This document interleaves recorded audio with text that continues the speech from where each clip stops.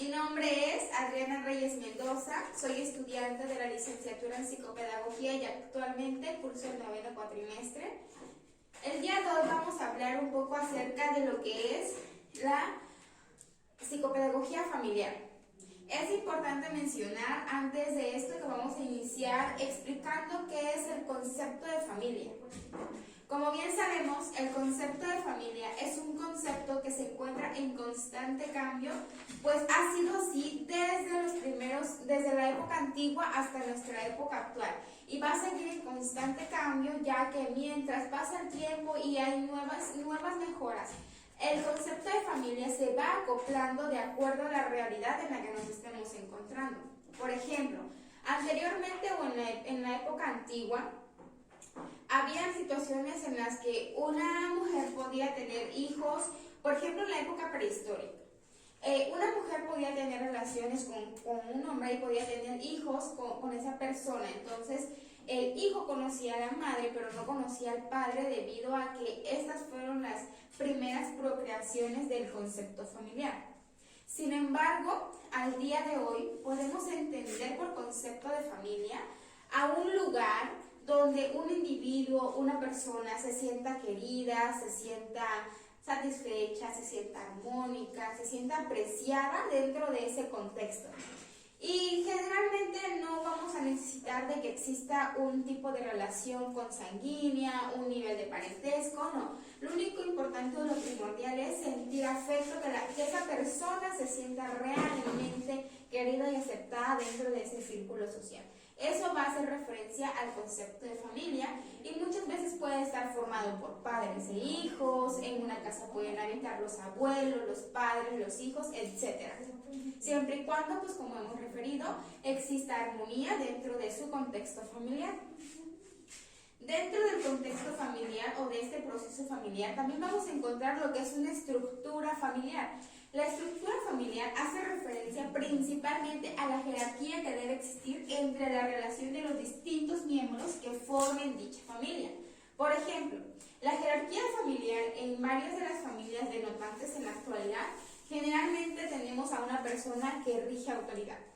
En ciertos casos, la persona que ejerce autoridad es el padre o la madre, o existen casos familiares donde las personas que ejercen la autoridad son ambos, son tanto el padre como la madre, y posteriormente se encuentran los hijos, que se encuentran generalmente al mandato de los padres. Es decir, esto va a conllevar a que exista una relación democrática o que pueda existir un tipo de familia autoritaria. Dependiendo de cómo sea la relación familiar, va a verse cómo son los tipos de padres que podemos encontrar dentro de esta estructura familiar. Otro punto favorable a mencionar dentro de lo que es la psicopedagogía familiar es que existe un proceso de comunicación dentro de lo que es la familia. ¿A qué nos referimos con comunicación? Bueno, la comunicación, como bien sabemos, es un proceso que se lleva a cabo durante la emisión de un mensaje. Es decir, el mensaje va a salir de una persona que lo va a emitir y va a llegar a otra persona que va a ser la receptora de ese mensaje, que va a recibir el mensaje. Sin embargo, durante este proceso va a existir un canal de donde van a existir diversas barreras, como el ruido, como diversos factores que puedan afectar o alterar dicha comunicación.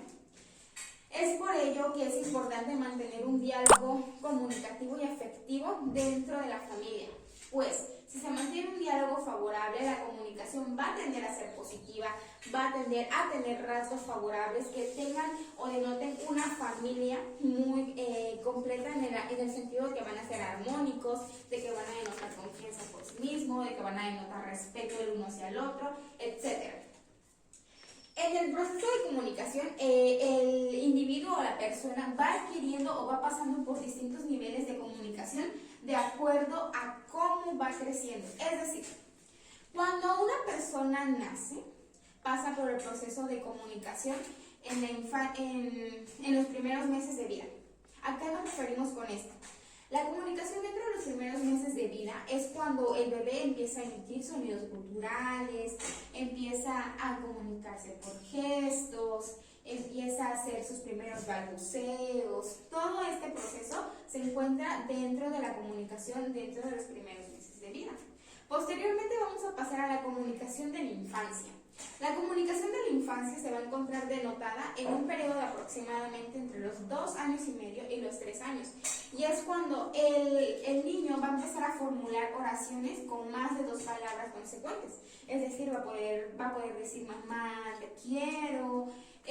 Ya va a empezar a tener más conciencia de sí mismo, va a empezar a mejorar su vocabulario, lo va a ampliar dentro de su panorama, y esto también va a ser gracias al apoyo familiar que le estén proporcionando.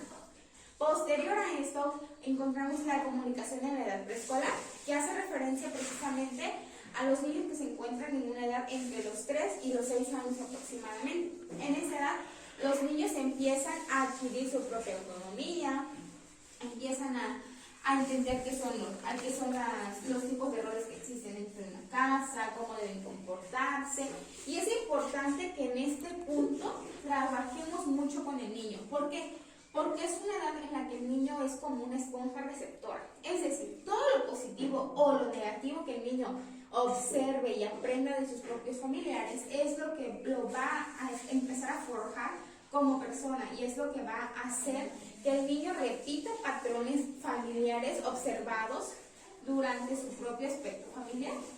Es por eso que encontramos muchas veces a niños obedientes, de acuerdo a cómo se encuentran en su contexto, a niños que hacen rabietas por cosas muy mínimas, dependiendo, ¿no? Entonces, como bien mencionamos, en este proceso el niño es la esponja receptora, y lo más favorable es enseñar aspectos positivos, enseñar o educar con valores, con normas, con reglas, con todo tipo de acciones que favorezcan su crecimiento personal, pero de manera positiva, y lo ayuden a denotar su propia autonomía.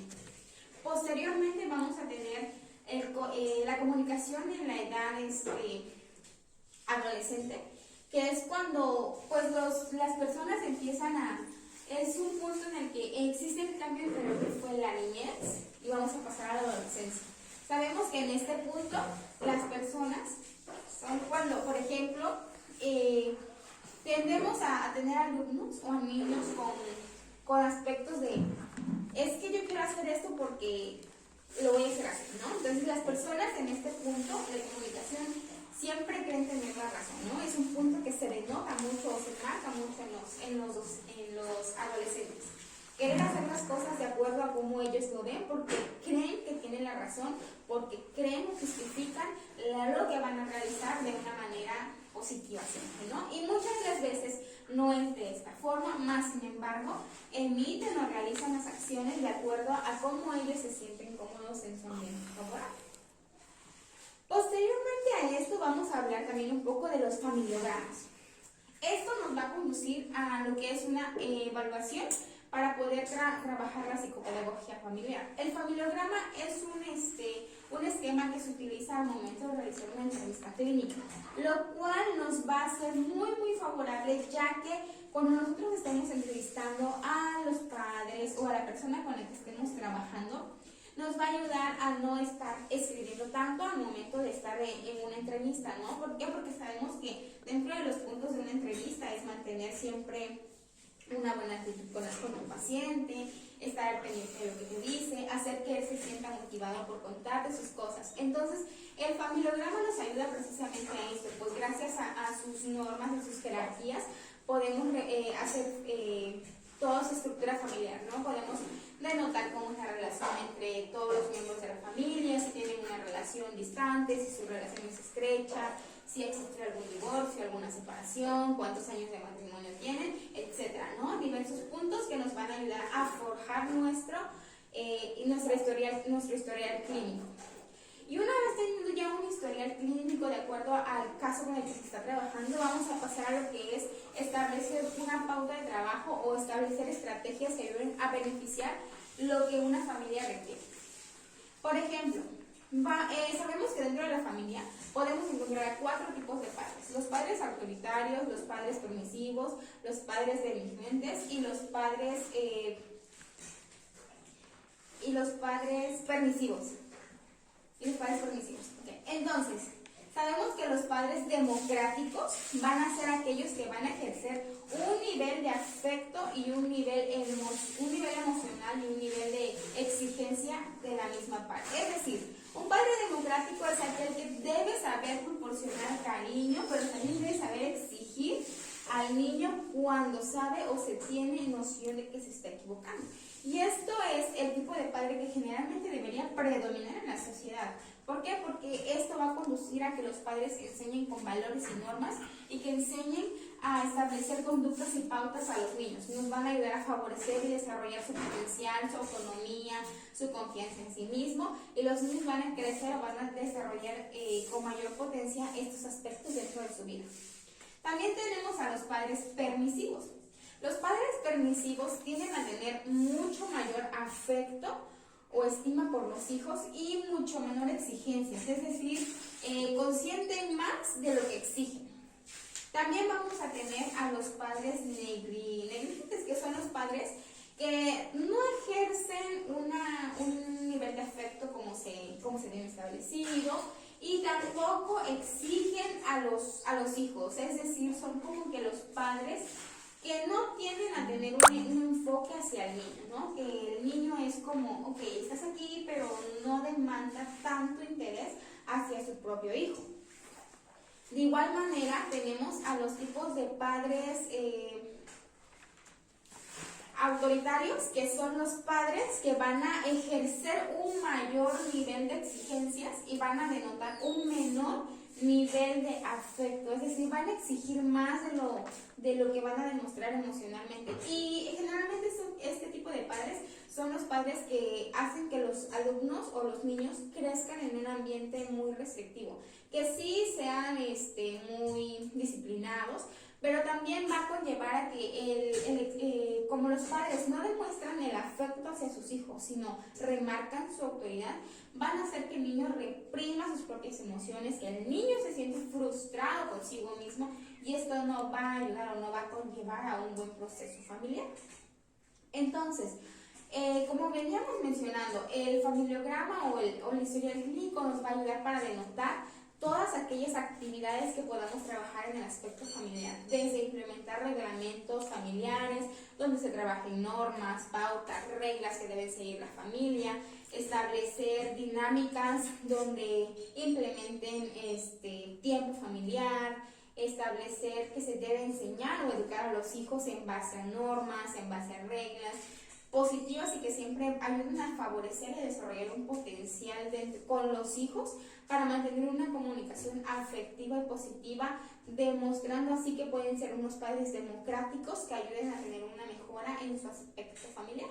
Y esto es la finalidad de lo que la psicopedagogía familiar pretende trabajar: lograr formar padres democráticos dentro de una sociedad, padres que sean amorosos, pero que también sean exigentes, padres que eduquen con respeto, padres que eduquen con valores y con normas, que ayuden a desarrollar su potencial del niño, que ayuden a destacar las cosas positivas que un niño puede tener dentro de su propio contexto familiar.